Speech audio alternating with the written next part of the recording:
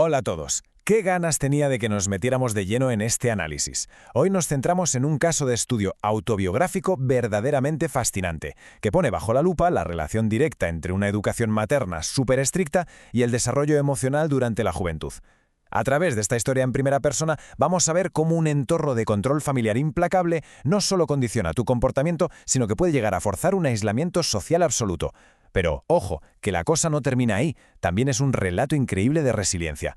Vamos a descubrir cómo encontrar la vía de escape adecuada puede transformar por completo la historia personal de alguien y acabar con esa timidez paralizante. Bueno, para que nos situemos, esta es la hoja de ruta de hoy. Primero, la educación estricta y el control familiar. Segundo, el aislamiento social. Tercero, el impacto emocional juvenil. Cuarto, la teología como vía de escape. Y para terminar, la evolución personal y el trabajo social. Vamos allá. Empezamos con el primer punto, educación estricta y control familiar, estableciendo el contexto inicial. A ver, para comprender verdaderamente el desarrollo emocional de alguien tenemos que irnos a sus raíces, ¿verdad? La historia arranca en 1964, en una familia muy humilde y trabajadora. Ya con 4 añitos, la autora destacaba por ser diferente, muy observadora, a veces sintiéndose un poco fuera de lugar y prefiriendo estar sola. Pero fijaos en este detalle que es alucinante. A los 5 años, sin poder ir al colegio, aprendió a leer sola. Devoró todo lo que había por casa hasta que su padre sacó de un cajón bajo llave una Biblia. Y sí, fue la primera de la familia en leerla entera. Lamentablemente, todo esto da un giro dramático cuando ella tiene 12 años y su padre fallece. Su madre se queda viuda al cargo de 8 hijos, un escenario dificilísimo que, como es lógico, endureció muchísimo las dinámicas en casa.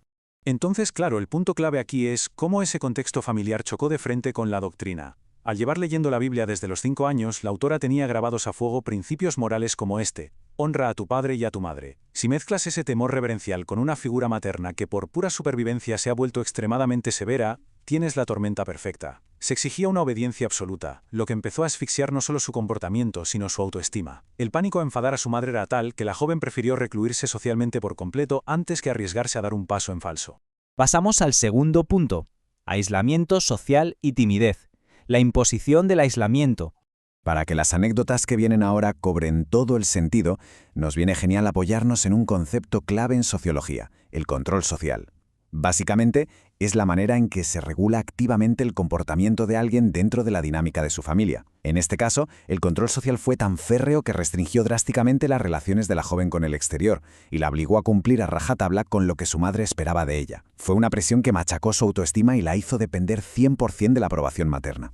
Y mirad cómo se materializa ese control social con una historia que de verdad marca un antes y un después. Durante el instituto, la autora se armó de valor y llevó a una compañera a casa para estudiar. El primer día, la madre observando todo, pero bien. El segundo día, sin problema. Pero al tercer día, la madre estalla. Entra en la habitación hecha una furia, le echa una bronca monumental a la amiga acusándola de aprovecharse de su hija y literalmente la echa de casa. Imaginaos el trauma. La vergüenza fue tan devastadora para un adolescente que tomó una decisión radical: aislarse por completo y no volver a intentar hacer amigos nunca más. Una timidez nacida puramente como mecanismo de defensa. Llegamos a la sección 3, el impacto emocional juvenil. El enorme coste psicológico de vivir entre realidades enfrentadas. Lo que me parece más impactante de esta diapositiva es el choque brutal entre dos realidades bajo el mismo techo. Por un lado tenemos a la autora, notas intachables, sumamente obediente, sin interés en salir o tener pareja para no deshonrar a su madre y volcada en la iglesia. Y por otro, la percepción de la madre, que estaba convencidísima de que su hija era una rebelde y se portaba fatal. ¿Y por qué?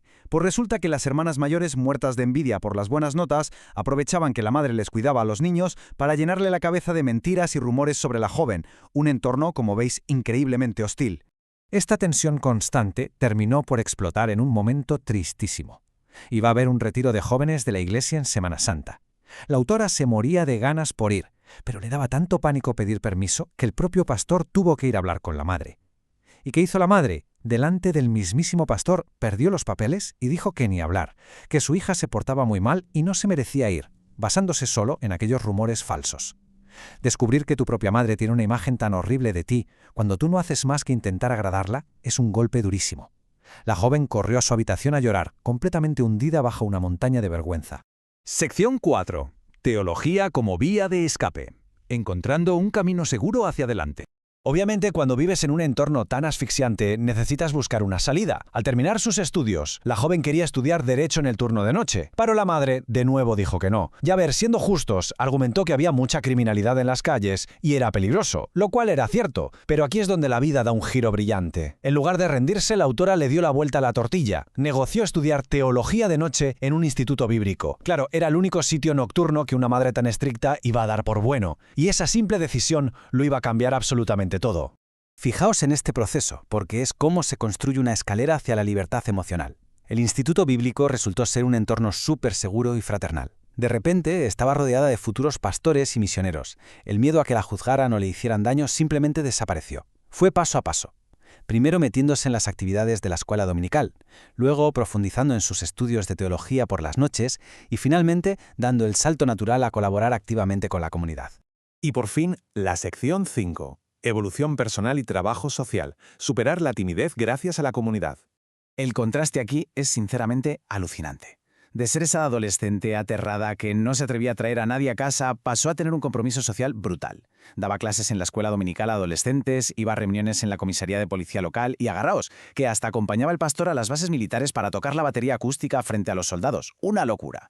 Si a eso le sumamos las clases que daba los sábados, estamos hablando de una explosión de actividad que derribó por completo ese muro de timidez que la tenía paralizada. Toda esta historia nos ilustra a la perfección cómo combinar esa educación teológica con el trabajo social reconstruyó por completo su autoestima. Consiguió independencia, se sintió útil, encontró la felicidad. Pero atención, porque este es el detalle clave. La situación en casa no había cambiado. Su madre seguía creyéndose los rumores y seguía estando a la defensiva. La gran diferencia es que la autora ahora tenía una autoestima tan a prueba de bombas que simplemente no dejaba que eso le afectara. Optaba por callar, no entraba al trapo en las discusiones e incluso fue capaz de perdonar a su madre, entendiendo lo durísima que había sido su vida. Y para ir cerrando este análisis, nos queda una reflexión fundamental que va mucho más allá de este caso. Viendo cómo esta joven pasó del encierro absoluto a tocar la batería para su comunidad, es inevitable preguntarse ¿hasta qué punto nuestro entorno nos define y nos hace ser tímidos? Y lo que es más importante, ¿qué hace falta para que podamos reescribir nuestra propia historia social? Este caso nos demuestra claramente que a veces encontrar tu refugio y volcarte en ayudar a los demás es la llave maestra para liberarte del control social más estricto. Una reflexión espectacular para llevarnos hoy con nosotros.